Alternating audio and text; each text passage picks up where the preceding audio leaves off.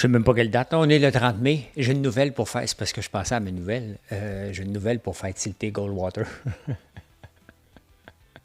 Et nous faire tilter, c'est pas parce que ça se passe à Vancouver que ça vous fera pas tilter. Je vais vous parler de quelque chose de spécial. Les températures d'ici 2100, je serai peut-être plus là, mais ça monte dangereusement. Puis on peut le voir avec les tornades ou les tornades. Les tornades, hein? Les poules qui se promenaient dans les airs, voyez donc. Hein? Les conservateurs en hausse à Québec, et parlant de conservateurs, je vais vous parler de Valérie Plante. Elle s'est fait encore traiter d'incompétence. Elle trouve ça drôle. Les fax existent encore. Les contrôleurs routiers. 1969, Jean Lesage n'est pas à l'aise avec John Lennon. Non, non, non, le cacao est reparti, le PIB du Québec va bien. L'ingérence de Freeland, tiens, elle ne se mêle pas de ses affaires, on va parler de tout ça. L'intelligence artificielle, c'est hot, hein? Mais il y a quelque chose de cooler. Normalement, on devrait dire hotter, hein? Mais vous allez voir, vous allez tout comprendre. Le Dow Jones s'éloigne de son haut et donner de l'arachide aux enfants. Je vais vous parler d'une chanteuse aussi, une chanteuse.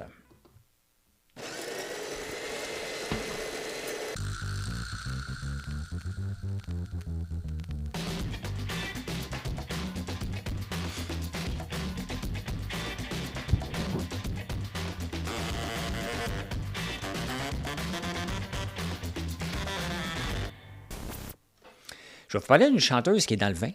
Oui, mais je suis surpris en tabarnouche de son âge. Ben oui. Vous allez replacer la chanson. Vous allez voir, vous allez voir. Oui, comment faire disjoncter Goldwater? On parle de chevreuil. On a des problèmes de chevreuil ici à Longueuil. On a des problèmes de chevreuil à Rivière-des-Prairies. On a des problèmes de chevreuil en Colombie-Britannique. Et ici, on a pensé prendre des chasseurs gratuits avec des arbalètes. Puis, tu sais, on a pensé faire ça. Payer peut-être un peu, mais il faut s'en débarrasser. Hein? Parc Canada a décidé, regarde, on a un problème, puis on va aller chercher des avions, des hélicoptères spécialisés pour ça aux États-Unis. Et il va y avoir des shooters, des tireurs d'élite dans les hélicoptères qui vont courir après les chevreuils pour les tirer. Tabarnane. Je regarde ça parce que dans bien des États aux États-Unis, maintenant, ils ont un problème de cochons sauvages.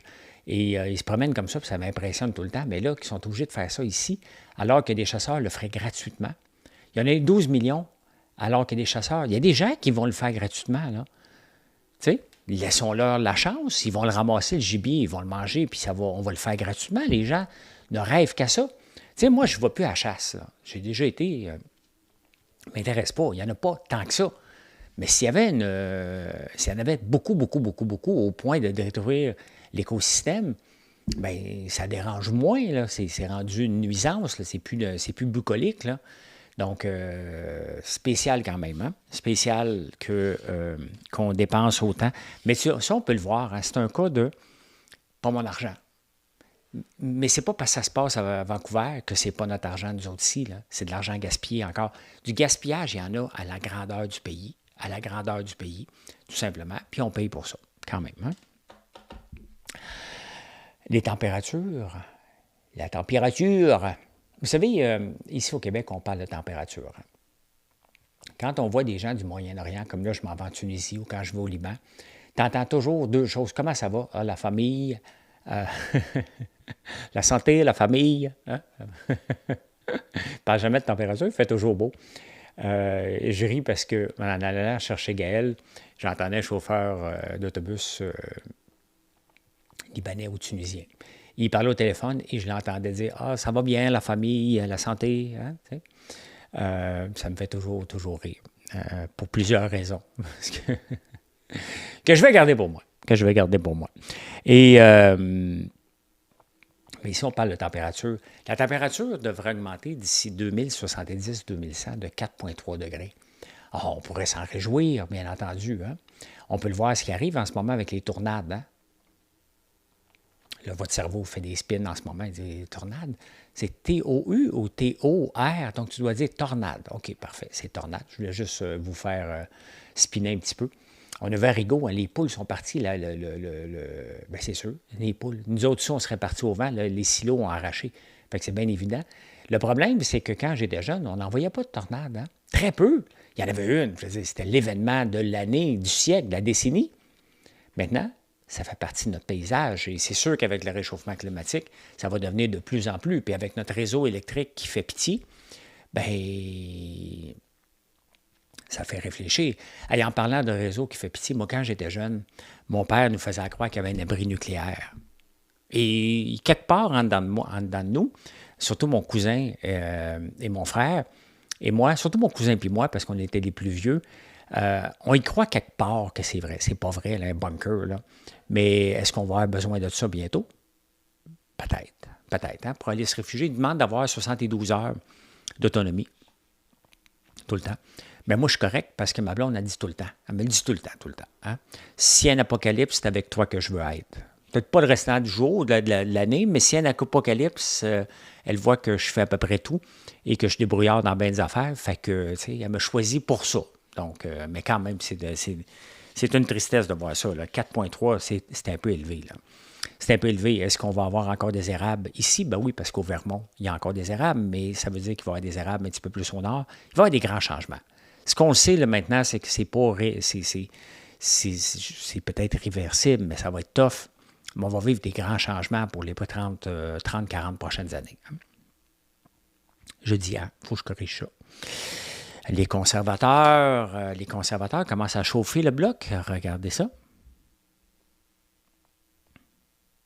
OK, voilà.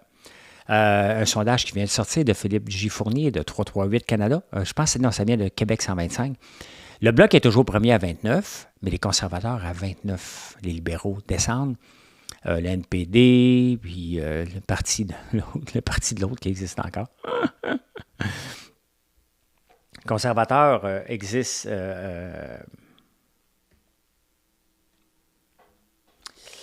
monte. Ça veut dire que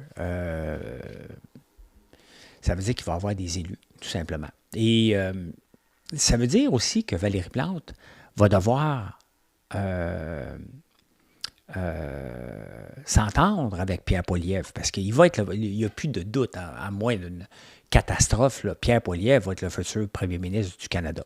Je sais que ça fait faire grincer des dents avec ses positions, mais il ne faut pas oublier que ses positions d'avortement et tout ça sont aussi alimentés par les libéraux en Chambre en ce moment qui font tout exprès pour ramener ça sur le sujet de l'ordre pour que les conservateurs s'échappent. Hein. C'est une guerre politique aussi, là. Donc, mais c'est quand même intéressant.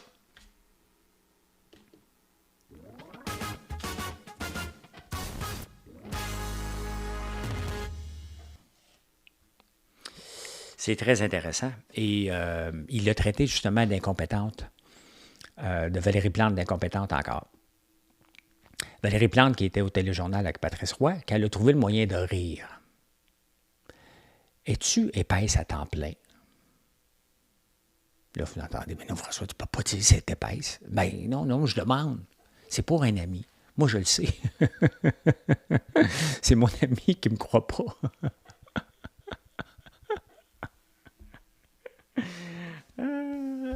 Ouais. Il dit, ben, Pierre Poilievre, en riant, là, il rabaisse Bruno Marchand, il me rabaisse moi, il rabaisse la mairesse de Toronto. 3 personnes de la gauche, de notre gauche extrême, qui ne savent pas gérer, et surtout que les villes ne s'améliorent pas, tout simplement. De 600, ça prend 610 jours en ce moment, avoir un permis pour construire à Montréal. Donc ça, c'est 2 ans. On en a parlé cet hiver. Luc Poirier avait fait une sortie aussi pour dire que ça n'a pas de bon sens, je ne veux rien savoir de venir à Montréal, trop long, trop de... Et là, Valérie Plante, comme toute surprise, on va ramener ça à 120 jours. Je ne le savais pas. Ça vous fait-tu penser à Gérald Tremblay, qui savait à peu près rien de ce qui se passait dans sa ville? Là, c'est comment ça se fait qu'ils ne le savent pas? C'est pas parce qu'ils ne le savent pas. Elle le sait que ça prend du temps. Elle le sait, j'en ai parlé plusieurs fois ici. Tu sais, quand tu sais que ton revenu, là, pour avoir plus de revenus dans ta ville, c'est 2 choses. L'étiquette, la construction. Étant donné que tu es pris dans la marde financièrement, donc, tu peux augmenter l'étiquette pour à peu près tout. Elle le fait. Maintenant, il te reste à aider la construction. C'est ton seul mandat de regarder les urbanistes, les gens qui travaillent dans les comités de la ville, pourquoi qu'ils retardent? Comment ça se fait que tu ne mets pas un task force? J'en ai parlé hier, j'en parle à tous les jours. Elle ne le sait pas. Hein? 120 jours. C'est 100 du jour. C'est 100 du jour. On va mettre ça 120 jours, on va faire un graphique. Je ne veux pas regarder elle à chaque jour, mais vous voyez bien que Pierre Poilievre a raison, c'est une incompétente. Une incompétente, ça n'a pas de bon sens. Elle, ce qu'elle veut, c'est transformer la ville en grande coopérative. Elle ne veut pas de gens qui vont construire des logements où ils pourraient faire de l'argent. Mais ça donne ce que ça donne. Elle est incompétente. Et c'est pas de bon augure si elle reste là, puis Pierre Poilievre va être là. Ou c'est peut-être de bon augure, parce qu'il va y couper vive en disant « Tu vas me montrer un rapport que tu sais mieux gérer si tu vas avoir une scène. » Parce que c'est ça. C'est ça qu'il faut faire. Et ça l'amène encore la question des 19 arrondissements qui sont autonomes. La Ville de Montréal, avec une incompétente en place, c'est déjà pas gérable. Tu mets une incompétente en place, tu ne peux pas la gérer. Donc, quand même qu'elle fait ce qu'elle veut dans Ville-Marie, Pierrefonds va faire à sa tête. Hein? Anjou va faire à sa tête. Saint-Léonard. Ils vont tout faire à leur tête, pareil, parce que c'est des arrondissements. Puis il est temps, à un moment donné, qu'un gouvernement revienne puis dise, regarde, ça va être une île, une ville, puis on va arrêter le niaisage, là. Il faut que ça arrête, ce niaisage-là. Là. On est rendu maintenant qu'on n'est pas capable de gérer une ville pour satisfaire des petits rois de plateau, là. Tu sais. Quand même. Hey, les contrôleurs routiers qui veulent avoir un gun sur eux autres, eux autres, là, ils jouent à police. Hein. Tu les vois là, quand ils débarquent de leur auto là, pour aller donner une étiquette à un camion. Là. Ça marche un petit peu plus. Bonjour, constable Lambert. Tu sais, ils se la pètent un peu. Là. Mais il y a une job à faire. Maintenant, il ne faut pas que tu lui donnes un gun. Il ne faut pas que tu lui donnes un gun. Là. Tu sais, sincèrement. Est-ce que ça va rendre... Il n'y a personne qui est content de se faire arrêter par un petit bonhomme vert, là. Il n'y en a pas, là. Il n'y en a pas. Donc, les camionneurs ne les aiment pas. Sont-ils prêts à se battre? Ben, il y en a qui le sont prêts. Tu vas-tu sortir un gun, il va dire, m'arrêter de me battre. Il va me dire, tire-moi donc dessus pour le fun. Ça ne change rien, là. Ça ne change rien. Non, il ne faut pas devenir une culture d'avoir des guns pour tout le monde. On ne veut pas devenir une culture américaine. On copie déjà assez les Américains du point de vue économique. On ne veut pas les copier au point de vue social comme ça. Non, on ne veut pas ça. On ne veut pas ça. Ils vont jouer à la police, donc tout se met de mettre des polices puis leur couper la job, là. Il y a encore des fax. Moi, je passe mes journées à programmer avec ChatGPT. Et on investit encore des millions dans les fax. Vous savez pourquoi que ça donne... Cette semaine, on a eu un débat au débatteur par rapport à l'austérité. Vous savez ce que ça donne aussi, l'austérité? L'austérité, c'est que tu m'haches à peu près partout. Ce faisant, il y a des dommages collatéraux que tu corriges par après. Mais à un moment donné, tu dois mettre la hache dans tout, si tu veux que ça fonctionne. Tu ne peux pas juste dire, moi, je vais couper. Ah ouais, mais lui, il ne peut pas couper. Il y a toujours quelqu'un qui a une bonne raison de ne pas couper son département, lui. Ça fait partie de l'être humain. Donc, lorsque tu arrives avec un régime austère, tu dis, regarde, ça me prend 100 millions d'économies. Bingo. 1 milliard. Vous coupez où? Partout. Hein? Faites vos devoirs. Tout le monde. Tu dis, non, il n'y a pas d'exception. Tout le monde est coupé.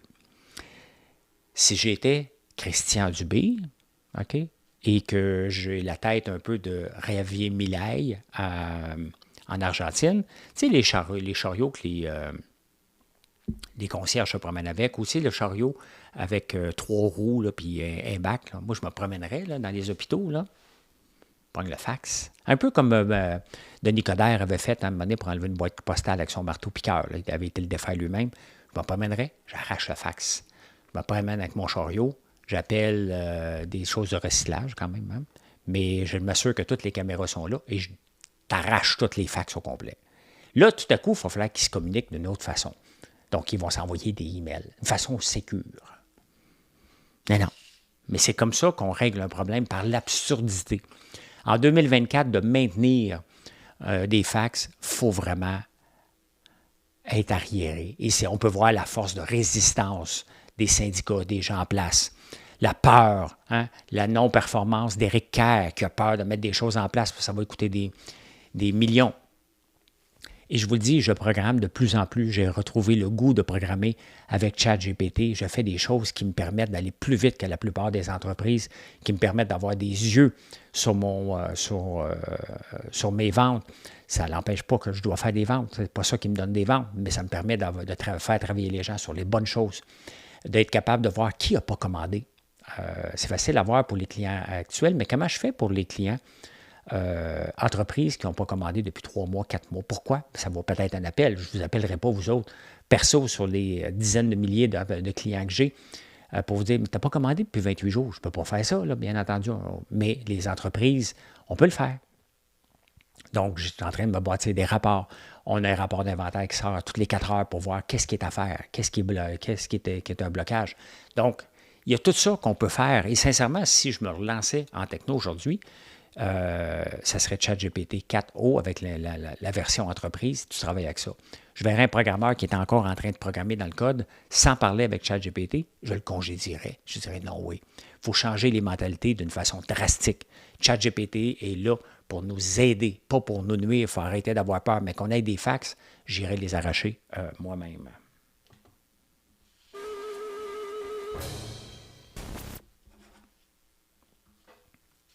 Et je suis comme ça des fois.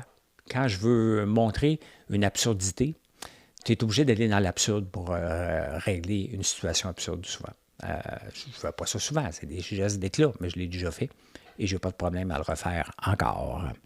Hey, le 30 mai 1969, il y a quand même quelqu'un qui était dans le coin ici. Je ne sais pas exactement la date du bed-in de John Lennon, mais ça dérangeait Jean Lesage. Jean Lesage était très dérangé par ça. Des pacifistes américains, attends un peu. Le Canada mérite la Statue de la liberté. Oui, mérite d'être transporté sur le sol canadien. C'est en ces termes que 43 leaders religieux américains applaudissent la nouvelle politique du gouvernement canadien à l'égard des déserteurs américains. On devait en 1969, les Américains devaient faire leur service militaire, mais pas les Canadiens. Puis les Canadiens les adaptaient, donc les acceptaient. Donc, on a des Américains parmi nous qui sont des déserteurs. Je veux des noms. Je veux des noms. Vous avez sûrement quelqu'un dans votre famille. John Lennon inquiète Jean Lesage. Le chef de l'opposition à l'Assemblée nationale, M. Jean Lesage, s'inquiète fortement des conséquences que pourrait avoir sur la jeunesse québécoise l'entrevue par le Beatle John Lennon à Radio-Québec. D'après M. Lesage, il est extrêmement grave que la Société Radio-Québec ait réalisé une entrevue avec John Lennon pour parfaire l'éducation des élèves de langue anglaise de 6e et 7e année. M. Lesage, je voulais savoir qui avait pris l'initiative de cette entrevue. Le ministre de l'Éducation ne le savait pas. Moi, ils ne savent jamais rien, nos ministres de l'Éducation, mais vous voyez, hein, autre temps, autre problématique, il y a toujours des choses comme ça. Donc, c'est drôle. Hein? Pas payé sur mon bouton.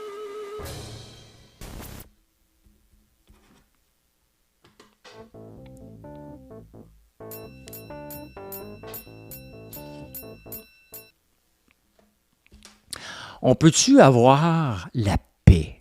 Hein? Le cacao qui repart à la hausse, le maudit cacao, je pensais que c'était réglé, ça. Maudite spéculation. Ce qui est plate avec la spéculation, on peut spéculer, on peut l'acheter.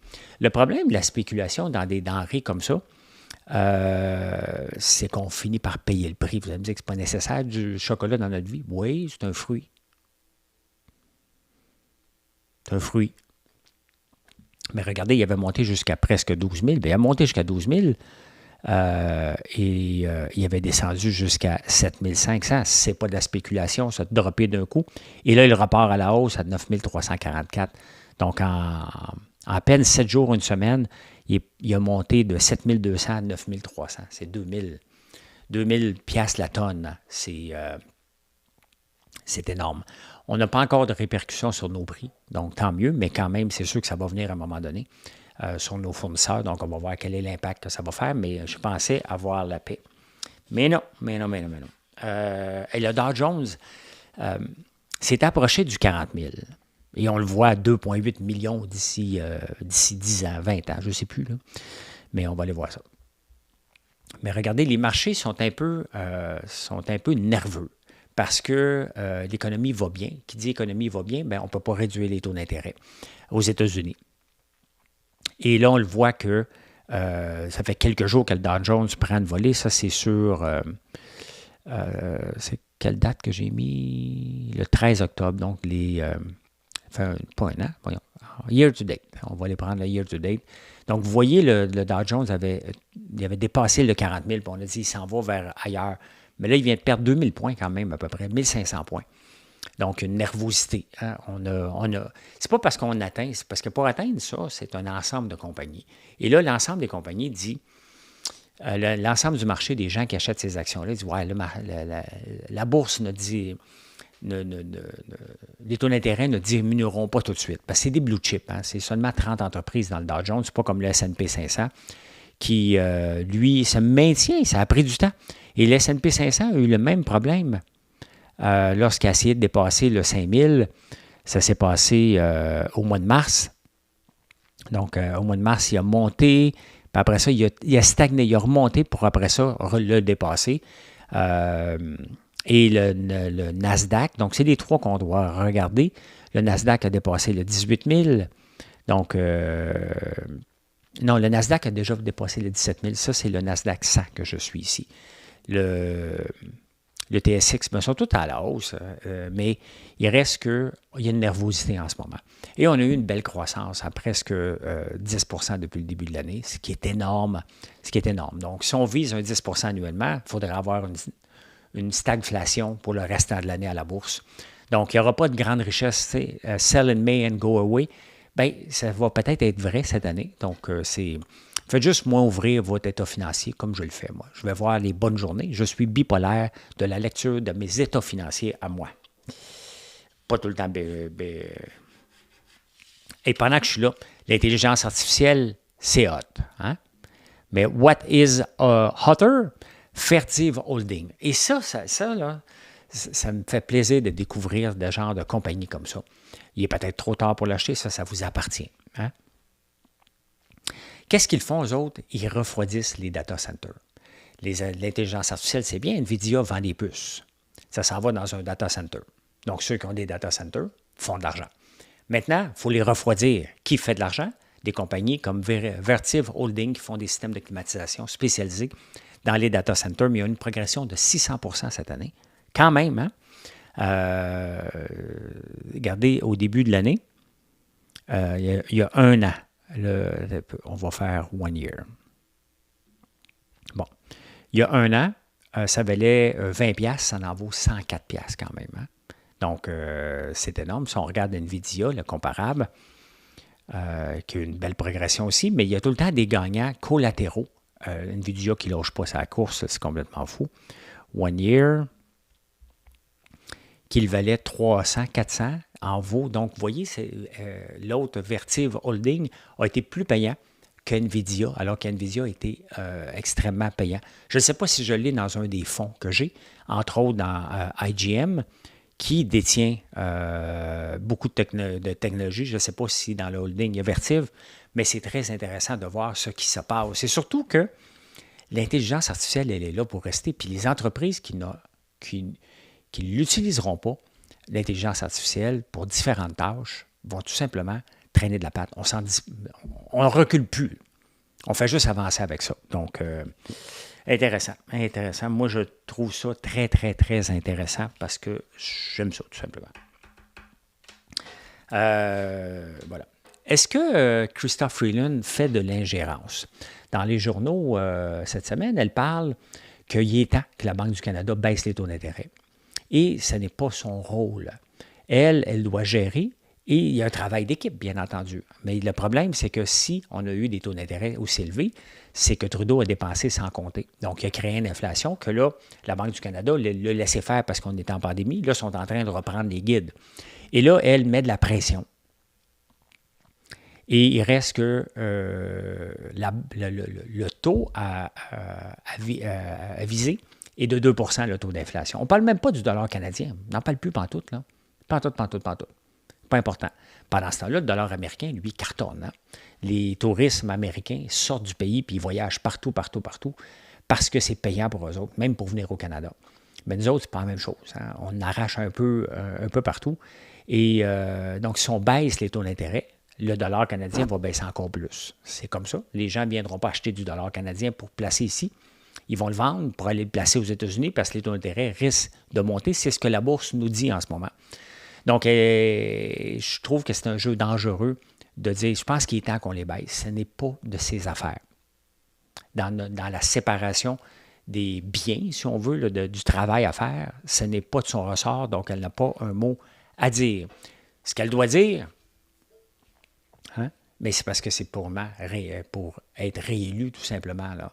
S'il prépare la réélection, on prépare ça 2 ans d'avance, là. Parce qu'elle, ce qu'elle veut, des taux d'intérêt qui sont bas pour stimuler la croissance, tout simplement. Mais voilà. En parlant de croissance, le PIB du Québec, on a frôlé la récession l'année passée. Et maintenant, voyons, au mois de janvier, le PIB du Québec, donc tous les produits qu'on a produits, est en augmentation de 2 En février, ce n'est pas beaucoup, mais c'est dans le positif, 0,2 Donc, le Québec va relativement bien. On n'a pas du 6, puis du 7, puis du 8 là. C'est quand même très, très, très minime comme gain, mais au moins, on ne recule pas. Donc, la récession est pas mal mise de côté. Et là, j'ai appris quelque chose. Parce que vous savez, comme entrepreneur, une des choses qu'on n'a pas le droit, c'est de l'assurance chômage. On n'a pas le droit d'avoir ça. Pas du tout. Pas du tout, pas du tout. En France, ils pensent l'enlever comme entrepreneur. Non seulement en France, tu as le droit, mais tu peux te servir de l'assurance chômage jusqu'à 18 mois pour te lancer en affaires. Tu peux quitter une job. Tu dis, moi, je me lance en affaires et tu te sers de l'assurance chômage pour te payer un salaire pendant que tu te lances. C'est fantastique, hein?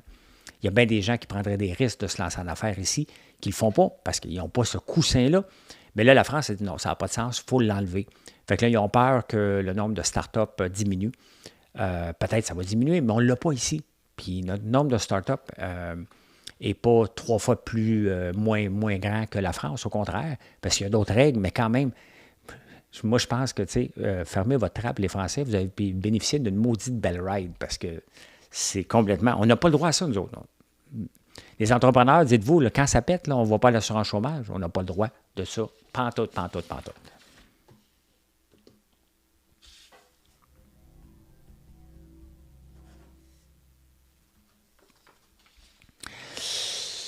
Des arachides aux enfants, là, faites pas ça, là. C'est pas parce que je vous le dis que j'ai lu une nouvelle que vous allez vous garrocher à donner des petits arachides aux enfants. Mais ils disent que pour réduire les allergies aux arachides, il faut commencer entre 4 et 6 mois, une nouvelle étude. Je vous invite à ne pas le faire, de faire vos vérifications et de parler avec votre médecin. Mais ils disent de le mélanger un peu d'arachide avec une banane ou du lait maternel à partir de l'âge de 4 à 6 mois pour réduire le taux d'allergie à l'adolescence de 71 quand même. Hein? Donc, il faut que tu les sensibilises le plus jeune possible, entre 4 et 6 mois idéalement. Mais ça vient de sortir. Donc, moi, je ne vous ai rien dit. Je vous ai juste lu une nouvelle. Je ne veux pas rien. Hey, Kylie Minogue. Vous souvenez-vous de Kylie Minogue? Je vais essayer de la retrouver. Je n'ai pas googlé ce qu'elle avait de l'air. Mais elle a 56 ans. Kylie, c'est une chanteuse australienne. Kylie Minogue. As-tu une image? On va vous amener si je trouve une image. Bon, OK, je l'ai. Ben, c'est une belle femme. Très belle femme, hein? Et vous savez ce qu'elle chantait, cette femme-là? Hey, a locomotion with you. Ou with me, je ne sais pas, hein? Oh, locomotion. Mais ce que je trouve intéressant, parce que, tu sais, on les met à un moment donné sur une tune pop. Elle était populaire, elle a 56 ans. Donc, c'était dans mon temps. On l'a chanté, cette chanson-là. Et, mais tu sais, ces gens-là, c'est pas juste des belles personnes qui font des chansons, c'est aussi des hommes et des femmes d'affaires. Dans son cas, à 52 ans, elle a lancé une compagnie de boissons, de vin. Et elle en vend pour 30 millions par année maintenant, quand même. Elle a vendu 15 000 bouteilles. 15 millions de bouteilles depuis le lancement, il y a 4 ans. Donc, elle vend surtout à Londres. Elle vend une bouteille de rosé à 9 pounds, donc 18 piastres à peu près, qui sont top. Donc,